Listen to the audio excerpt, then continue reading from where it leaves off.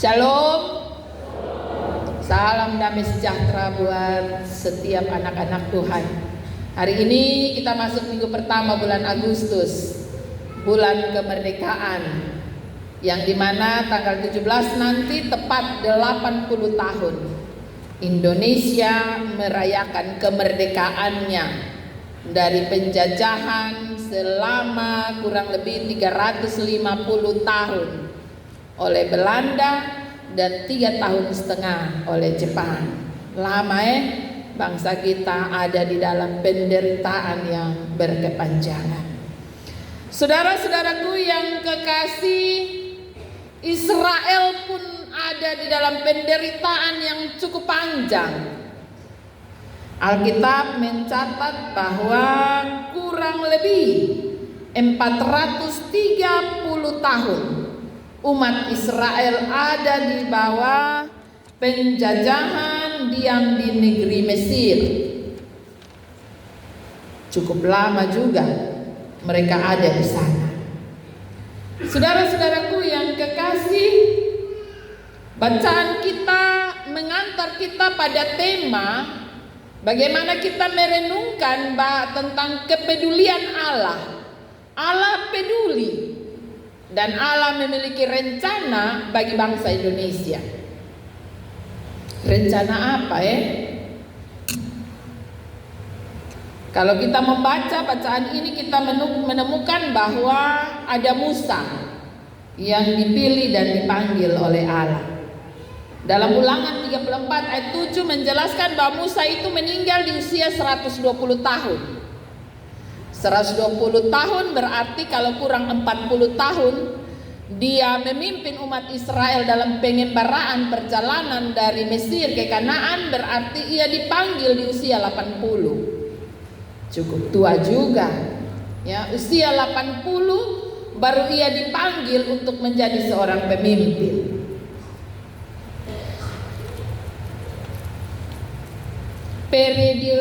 Periodisasi ya, tahapan Musa ketika diproses oleh Tuhan. Kita tahu bahwa ia terlahir dari pasangan Amram dan Yokebed di Papa de Mama Punama. Selama 3 bulan dia disembunyikan oleh dia punya mama. Tapi setelah 3 bulan sudah tidak bisa lagi. Karena itu mulai usia 3 bulan ia telah dipilih, ya, ia telah diangkat anak oleh putri Firaun, salah satu dari putri Firaun. Walaupun ia masih diberi kesempatan kepada Yokebed untuk menyusuinya sampai saatnya ia disapih. Jadi kurang lebih setelah 2 tahun baru ia diantar ke putri Firaun. Tapi semenjak usia 3 bulan ia sudah menjadi putri Firaun. Kurang lebih 40 tahun ia ada di dalam bimbingan pengasuhan putri Firaun, tinggal di istana dan menjalani kehidupan sebagai salah seorang anak-anak raja. Setelah usia 40 tahun, cukup dewasa, ia telah paham bahwa sebenarnya dia bukan anak-anak Mesir, ia adalah anak Israel, maka ia mulai memberontak ya. Ia mulai bangun dan membela bangsanya dengan membunuh salah seorang pegawai Firaun yang melukai atau ya melakukan kejahatan kepada orang-orang Israel. Kasus ini membuat Musa ada dalam pelarian. Dia lari ke Midian untuk menyelamatkan diri dan dia berproses di sana selama 40 tahun. Ya, ini sebuah proses yang cukup panjang. Untuk Allah ada sampai pada rencana memanggil dan memilih seorang Musa. Di Midian seperti biasa ia hidup di tanah pengembaraan. Dia menggembalakan kambing domba milik mertuanya Yitro. Jadi ketika ia ada di Midian, ia membangun sebuah keluarga baru. Ia menemukan istrinya Sipora yang adalah anak dari Yitro, imam di Midian. Dan bersama Sipora mereka melahirkan 2 orang anak, Gersom dan Eliezer. Jadi cerita yang kita baca ini ada di babak ini, usia 40 sampai 80, dan bacaan yang kita baca ini menjelang usia 80 tahun. Ya. Sebagai seorang bapak yang sudah meninggalkan kehidupannya di Mesir dan ia ada selama 40 tahun di Midian, tentu sudah cukup lama dan cukup nyaman. Kehidupannya ia jalani seperti biasa sebagai seorang bapak pada umumnya, punya keluarga, punya istri, punya anak-anak, punya pekerjaan. Dan ketika ia ada dalam kondisi ini, Allah memanggil dia. Saudara-saudaraku yang kekasih, jarak antara Mesir dan Midian itu 300 km. Saya tadi coba cari, kalau jarak 300 kilometer itu kira-kira dari Kupang sampai mana. Jadi ternyata itu kira-kira dari Kupang sampai Mota Air, perbatasan Dili. Jarak cukup jauh, dan kalau diperkirakan perjalanan jalan kaki pada zaman Musa berarti kurang lebih 3 bulan dia berjalan kaki, dia ada dalam pelarian itu. Jarak yang cukup jauh ini membuat saya juga bertanya-tanya, heran. Apakah tidak ada orang lain, figur lain di Mesir, yang dimana orang Israel ada di sana itu banyak sekali, 600.000 lebih warga Israel yang ada tinggal di Mesir. Apakah kurang orang di Mesir sehingga Allah harus melihat orang yang sudah ada dalam pelarian, sudah tinggal di tempat pelarian 40 tahun, dan jarak antara Mesir dan Midian itu 300 kilo. Tapi Allah tetap memilih Musa. Why? Kenapa? Ya. Pertanyaan ini mengantar saya dan mengantar kita untuk memahami dan mengerti rencana Allah. Bahwa Allah memilih karena ia tahu siapa yang akan dia pilih. Karena itu jika hari ini kita dipilih, kita dipanggil untuk sebuah tanggung jawab dalam pelayanan, itu bukan kebetulan, Bapak Mama. Itu bukan sembarangan, itu bukan asal-asalan. Saya dan saudara dipilih, baik itu dalam jabatan presbiter, baik itu dalam jabatan kepengurusan di UPP, BPP, dan lain-lain. Itu bukan kebetulan. Karena Musa yang berjarak 300 kilo saja dipilih oleh Tuhan untuk dikembalikan ke Mesir dan bertanggung jawab terhadap umat Tuhan untuk keluar dari Mesir. Ya. Saudara-saudaraku yang kekasih, bacaan kita menyatakan bahwa ketika Allah memanggil Musa untuk pekerjaan dan tanggung jawabnya, kita bisa membaca pada ayat sebelum bacaan kita. Ayat 24 dan 25 di pasal 2 menjadi alasan kenapa Allah merasa perlu untuk mengutus orang untuk melayaninya. Ayat 24-25 dia bilang, Allah mendengar mereka menyerang. Ia mengingat akan perjanjiannya kepada Abraham, Ishak, dan Yakub. Perjanjian apa? Allah pernah janji apa kepada Abraham sehingga dia ingat akan janji ini? Bagian ini merujuk pada Kejadian 15 ayat 13 dan ayat 14. Kejadian 15 ayat 13 dan 14 saya baca bagi kita ya. Berarti ini penggenapan. Semua yang dilakukan Allah itu adalah penggenapan. Ayat 13, firman Tuhan kepada Abram, ketahuilah dengan sesungguhnya bahwa keturunanmu akan menjadi orang asing dalam suatu negeri yang bukan kepunyaan mereka, dan bahwa mereka akan diperbudak dan dianiaya 400 tahun lamanya. Tetapi bangsa yang akan memperbudak mereka akan kuhukum, dan sesudah itu mereka akan keluar dengan membawa harta benda yang banyak. Kekasih Tuhan sekalian, ini luar biasa. Ya. Ternyata bahwa semua yang terjadi dalam hidup umat Tuhan ada di dalam rancangan besarnya. Ya.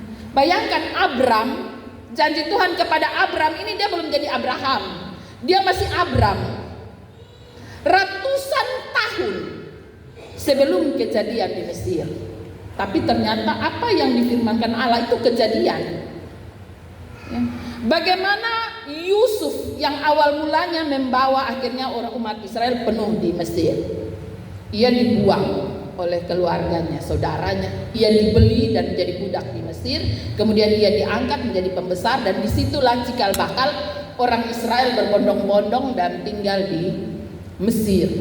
430 tahun mereka ada di Mesir. Sama persis dengan janji Allah kepada Abraham.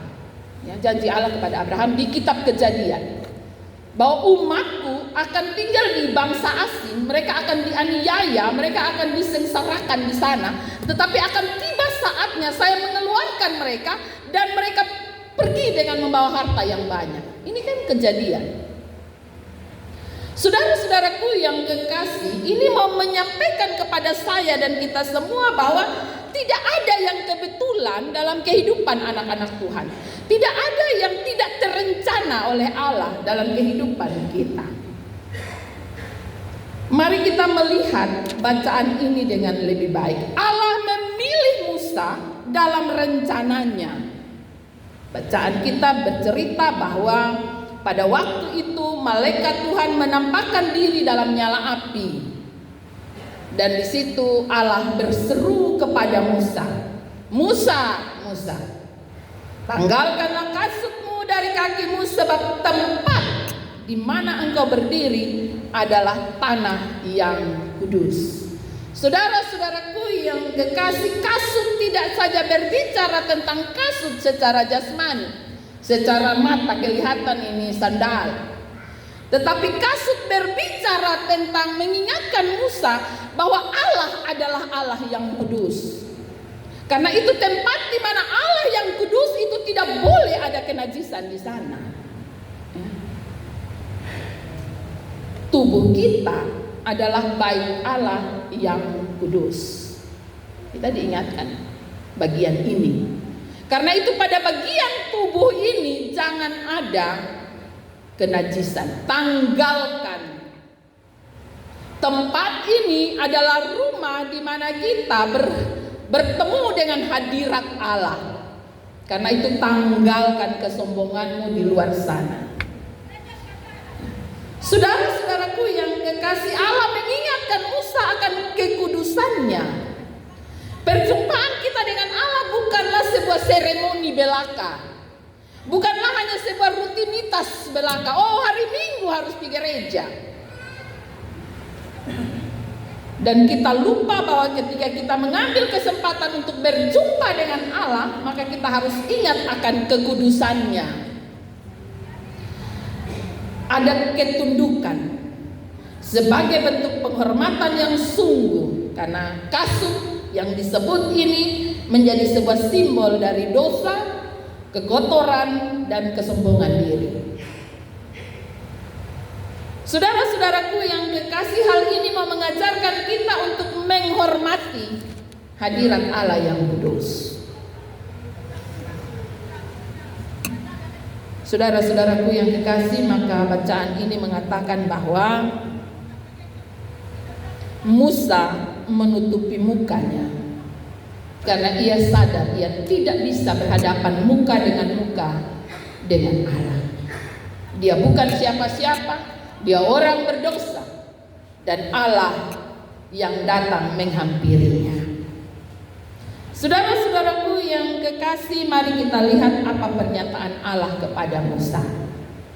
Mulai dari ayat 7, di situ dikatakan, aku telah memperhatikan dengan sungguh. Aku telah mendengar seruan mereka. Aku mengetahui penderitaan mereka.